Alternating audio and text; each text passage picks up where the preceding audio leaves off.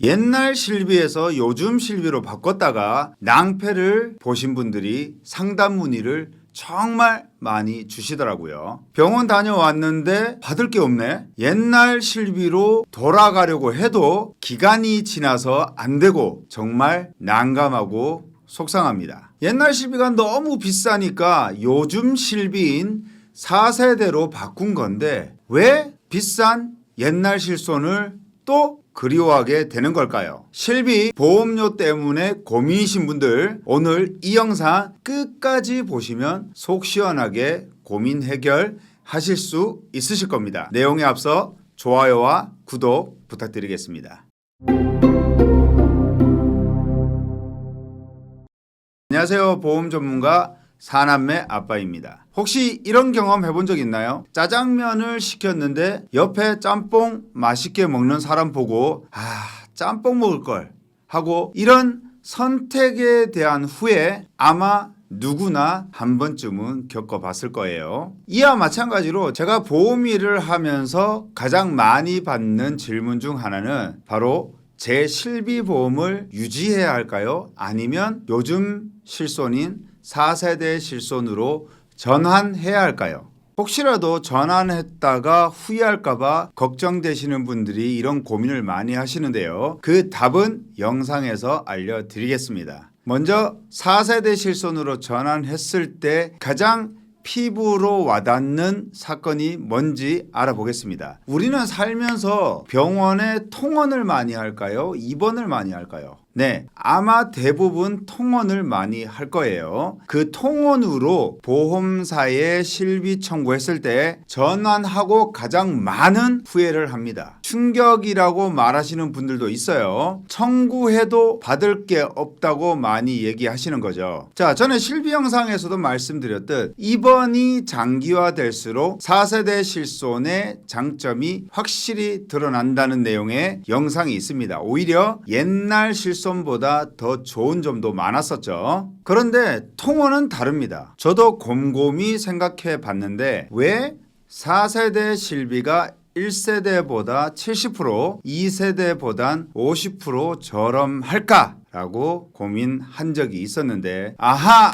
하고 깨달아지는 게 하나 있었습니다. 물론 이건 저의 주관적인 생각입니다만 입원보다 많이 하는 통원의 공제 금액을 올리면 보험료를 내릴 수도 있지 않을까? 네, 한번 살펴보겠습니다. 세대별 최소 통원 공제 금액입니다. 2009년 7월 이전 실손은 외래 처방 구분하지 않고 5,000원만 공제하고 통원 치료비를 지급했습니다. 예를 들어 외래 처방해서 총 병원비가 3만 원 나왔다면 5,000원 제외하고 2만 5천 원은 돌려받는 거죠. 통원에 있어서는 가장 좋습니다. 다음 2009년 8월 이후부터 외래와 처방을 구분하죠. 급여, 비급여 할 거 없이 외래는 의료기관별 공제가 들어갑니다. 병원 규모에 따라 만원, 15,000원, 2만원, 처방은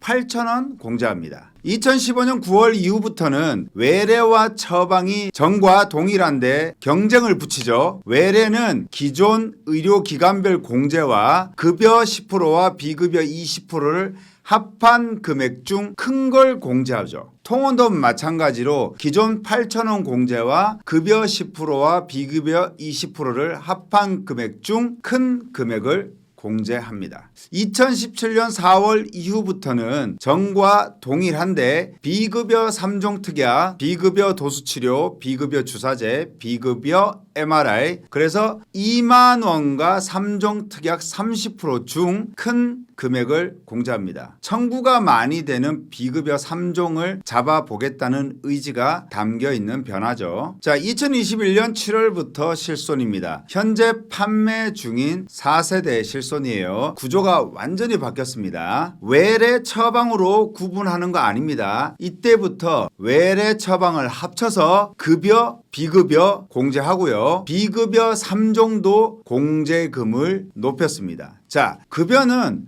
외래 처방 합쳐서 의료기관별 공제와 급여 20% 병원비 중 높은 금액을 공제하고 비급여도 외래 처방 합쳐서 3만 원과 병원비 30% 중 큰 금액을 공제, 비급여 3종도 3만 원과 30% 중 큰 금액을 공제, 공제 3번을 공제하고 나서 병원비를 돌려줍니다. 상식적으로 이렇게 공제하면 많이 받을 수 있을까요? 자꾸 빼는데. 그럼 비급여 3종 치료 제외하고 최소 공제 금액이 얼마냐? 1세대는 5,000원, 2세대, 3세대는 18,000원, 4세대는 4만원 공제하게 되는 겁니다. 쉽게 말해 4세대 실손이면 병원비가 4만원 이하면 받을 게 없다고 보셔도 무방하다는 얘기입니다. 예를 들어 보겠습니다. 발목이 아파서 의원에 갔습니다. 병원비가 급여 만원, 비급여 3만원 해서 총 병원비가 4만원 나왔어요. 그럼 세대별로 청구하면 얼마나 받게 될까요? 1세대는 5,000원 공제하고 3만 5천원, 15년 9월 이전 2세대는 급여 비급여 합한 금액에서 의료기관별 공제하죠. 의원이니까 1만원 공제해서 3만원 받을 수 있습니다. 3세대는 의원 공제 금액 1만원과 급여 10%, 비급여 20% 합한 금액 중 큰 금액을 공제하는데요. 1만원과 7천원 중 큰 금액인 1만원 공제하고 3만원 돌려받을 수 있습니다. 4세대는 급여 병원비 1만원에서 의원 공제 금액 1만원과 병원비 20%인 2천원 중 큰 금액을 공제하니까 받을 게 없고요. 비급여 병원비 2만 원에서 3만 원과 병원비 30% 중 큰 금액을 공제하니 여기서도 받을 게 없습니다. 위의 경우에는 4세대는 돌려받을 게 없습니다. 그런데 만약에 비급여 3종까지 같이 치료를 받았다면 공제 금액은 더 많아지게 되는 거죠. 비급여 3종 특약이 분리된 3세대 실손부터 최소 공제 금액이 늘어납니다. 최소 38,000원, 4세대 실손은 7만원 공제합니다. 본 광고는 심의 기준을 준수하였으며 유효기간은 심의일로부터 1년입니다. 이제 좀 감이 오시죠? 전환으로 오는 첫 번째 후회. 그럼 저는 실손 전환을 반대하냐? 네.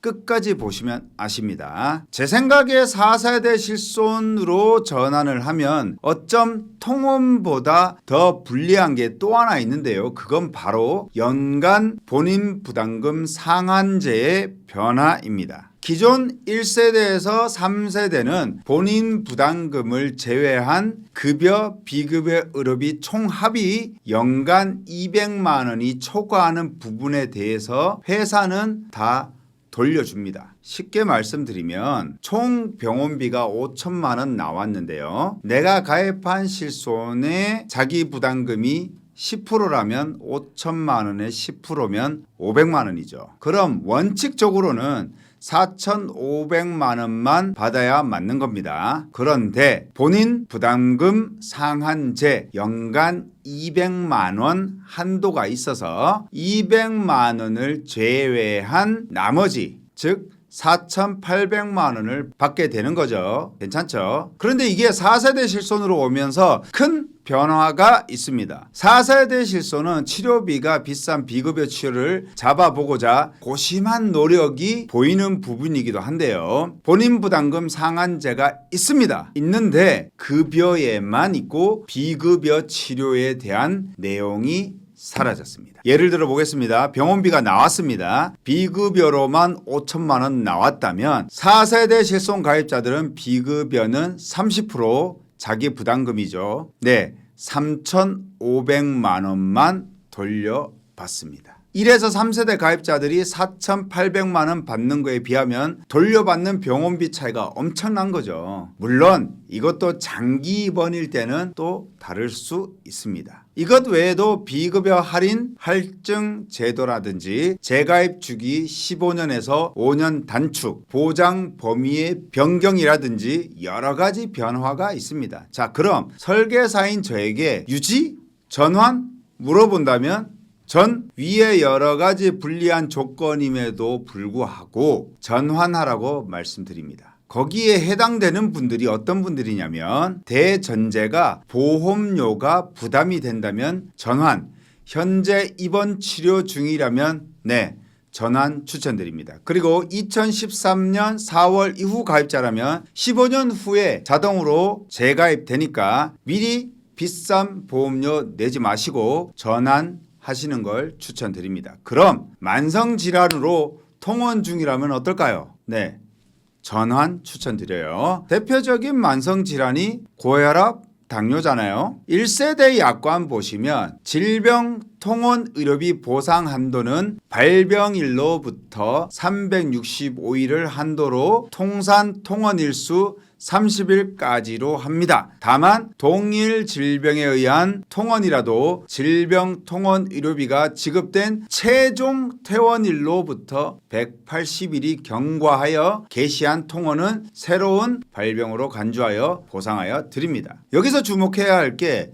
180일 면책 기간이 있다는 겁니다. 예를 들어 당뇨 고지혈 진단으로 2달에 한 번씩 의원 외래 진료를 받습니다. 비용은 급여 치료고요. 외래는 1만 원, 처방은 5만 원 해서 매번 병원 갈 때마다 6만 원의 비용이 나오는데요. 3년 동안 다닌다고 가정했을 때 1세대 실손은 66만 원, 4세대 실손은 86만 4천 원 보험금을 받습니다. 이유는 1세대는 180일, 약 6개월이라는 면책 기간이 있기 때문이죠. 반면 4세대는 공제 금액은 높은데 반해 면책 기간이 따로 없기 때문에 보험금을 더 받을 수 있게 된 겁니다. 게다가 보험료는 앞에 말씀드렸듯이 약 70% 저렴한 상태니까 보험료도 적게 내고 보험금은 많이 받는 케이스라고 보면 되겠습니다. 그래서 주기적인 통원이라든지 장기 입원에 있어서는 오히려 4세대 실손이 유리할 수 있는 거죠. 여기서 다만 주의할 게 실손보험료를 부담스러워하지 않으면서 비정기적으로 통원이 많은 경우는 전환하지 않는 게 좋습니다. 보험료가 부담된다는 기준은 개인마다 차이가 있겠죠. 한두 번 짧은 기간 통원으로 요즘 실손인 4세대 실손이 좋냐 나쁘냐를 판단하기는 쉽지 않습니다. 길게 두고 판단해봐야 하는 거고요. 보험가입 목적을 다시 한번 생각해 보시면 쉽게 답이 나올 수 있는데요. 큰 리스크를 대비하자는 전제가 깔려 있다면 통원비에 대한 걱정은 조금 줄어들 거라고 생각합니다. 앞으로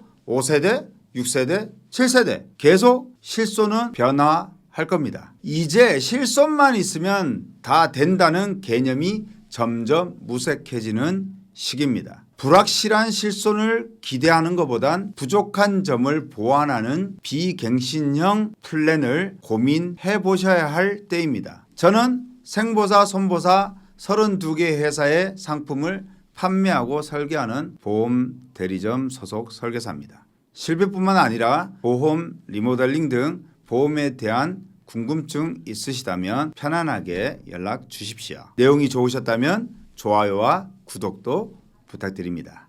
감사합니다.